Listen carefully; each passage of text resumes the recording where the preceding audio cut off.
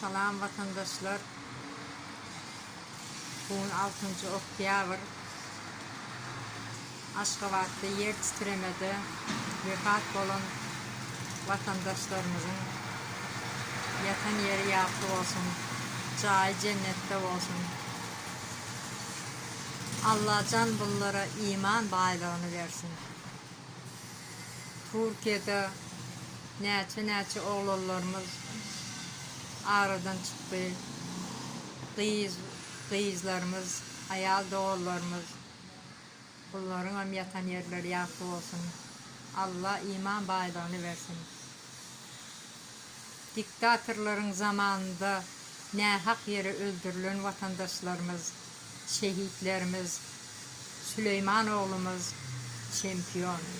Türkmenistan'ın geleceğiydi. Türkmenistan'ın avrayıydı. Bundan vahşilerce öldürdüler. Yatan yerler yaklı olsun, cahil cennette olsun. İnşallah təzə Türkmenistan'ı kurup Türkmenistan vatanımıza barandan son bunlara şehitlerimize uludan ayet okuyoruz. Necip olsa.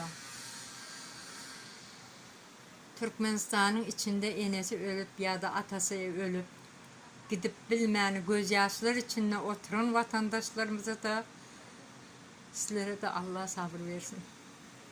Hemmemize de Allah sabır versin. İnşallah kazanırız vatanımızı. Təzə Türkmenistan'ı kururuz.